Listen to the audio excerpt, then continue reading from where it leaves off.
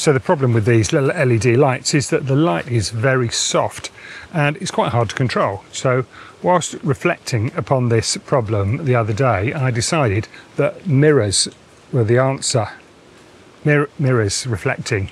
See what I did there? Anyway, I've added some little mirrors to these LED lights. You can see that there. And I think that's going to give us some nice reflections, and we might be able to control the light a bit more, get some nice kind of harder edges. So yeah, that's what we're going to do. And it's an experiment that can't fail really, because if the photos are no good, I can use the mirrors to take a good long look at myself and consider my life choices. So knowing we can't fail, let's crack on and find some stuff to shoot.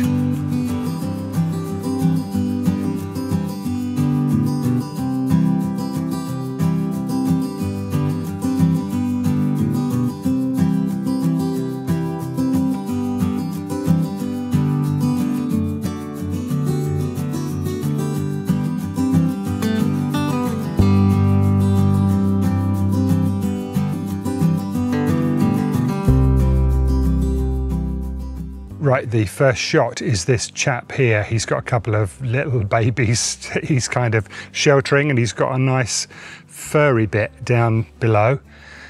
There's going to be... How am I going to resume now to the cart? I wasn't expecting you to say furry bits down below. He's got a nice hairy bit at the bottom of his stem. And he's got a nice long stem with some interesting bits at the bottom. So I'm going to set that up and see how it looks.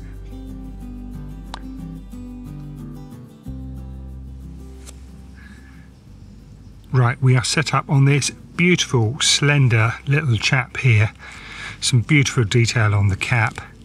And you've got these other little kind of darker objects down at the bottom, and here is his little kind of patch of, I guess that's roots. Do they have roots? I don't quite know how that works. Anyway, that's his hairy bit. So you can see he's slightly offset to the right hand side of the frame. Got a nice outer focus background. You can see from the overhead camera that we have two LEDs, one on the left hand side, one on the right hand side, and they are really just giving light in quite a narrow beam from the left here and from the right here. You can see also from the overhead camera that I have leaves placed at the bottom of those lights, and that's just giving some shading to this area here and this area here, because without those leaves, because the lights are closer to here and here than they are to the subject, these areas were very bright, so I had to just shade those to tone them down a bit. So you can see that the mirrors are almost closed on the lights, and that is what is giving us such narrow beams. So if I now turn both of those lights off, you can see how much darker it is under here and how the subject almost disappears into the background. If I flick them both on, you can see the difference there. Flick them both off, and now if I just turn the left hand light on, you can see that that is showing some detail here. It's giving us some light down the left hand side here. If I just flick that on and off a couple of times, you can see what that is doing. So if we leave that one off and switch the right hand light on, you can see it's giving all of this warmth here. There's an aeroplane just flying overhead, so I apologise if I am not able to remove that in post-production. So the right hand light is giving us this nice warmth down here. It's picking up details on the edge here, detail down here, and if I just flick that on and off a couple of times, you can see what that is doing. So then if we turn both lights on, you can see the full effect, and again I'll just flick those on and off a couple of times just to see the total effect. So we're going to shoot a focus stack. I'm going to focus on this front edge here with the autofocus, just check that. I'm then going to reach through and turn the focus slightly towards me just to make sure I haven't missed any little details along this front edge here. So we're then going to stack it. We are going to shoot 100 shots, not expecting to need more than about 20 probably, but I'm going to shoot them anyway, and I'm going to shoot that now. So in all the excitement of the plane going over, I completely forgot to mention the exposure. f5.6, quarter of a second, ISO 64, light subject, darker background, so we're underexposing slightly.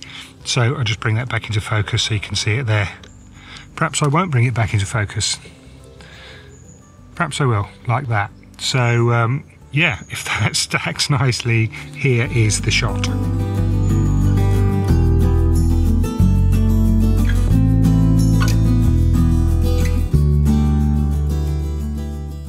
Right, that shot is done. The plane has gone, so we're going to crack on and find another thing to shoot.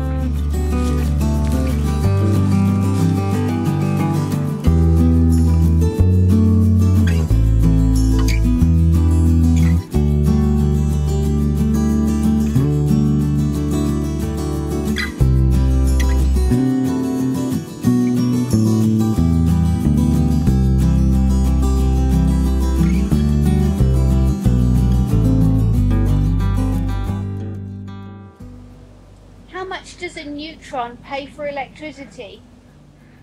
How much does a neutron pay for electricity? I don't know. How much does a neutron pay for electricity? Nothing, there's no charge. Nothing, there's no charge. That's one for the physicists amongst us. Anyway.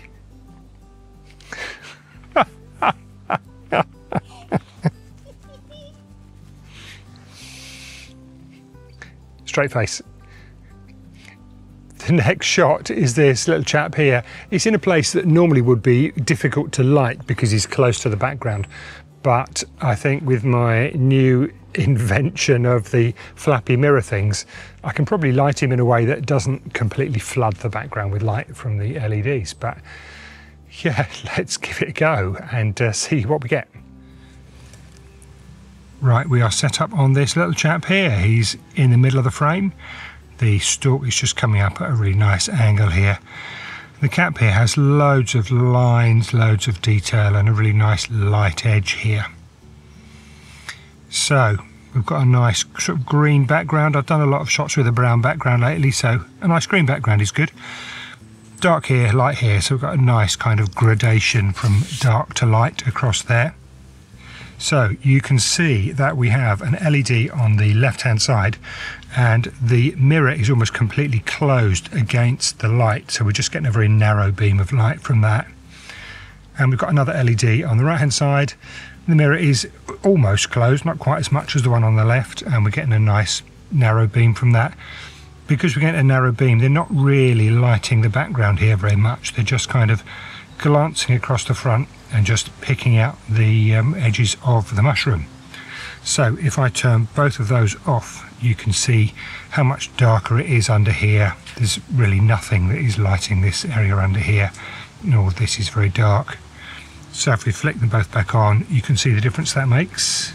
And if we have both lights off and then just turn the left hand light on, you can see the light down the side of the stem here and some of the light here. If I just flick that on and off a couple of times, you can see what that is doing. It's also lighting up this area here. So if we turn that one off and then go to the right hand light, flick that one on, you can see it's lighting down the side of the stem and lighting this area here and lighting the side of the cap here. So if I flick that on and off a couple of times, you can see what that is doing. So now if we go to both lights on, you can see the full effect again, and I'll just flick them both on and off a couple of times so you can see the entire effect. So we are going to shoot at f5.6, 13th of a second, ISO 64. Incidentally, if I turn both of those lights off, you can see we're slightly underexposed on the whole shot, and that's so the lights contribute to the lighting on the mushroom here. So yes, 13th of a second, f5.6, ISO 64, average metering, so light subject, darker background means we're underexposing by, well, just over a stop there. So we're going to stack it, we're going to focus on the front edge here, we'll just check that with my autofocus. I'm then going to reach through and draw the focus towards me slightly to make sure I don't miss anything. I think that's okay. And we're going to shoot stack. So let's go. 100 shots, step with the one, shoot there now. So looking at the final shot, we are about 1.5 miles past where we need to be to get the rest of the shot in focus. So if that stacks nicely, here is the shot now.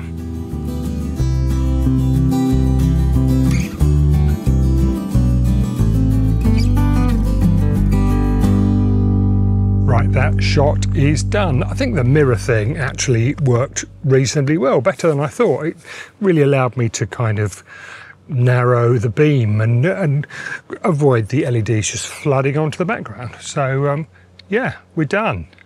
See you next time. Cheers.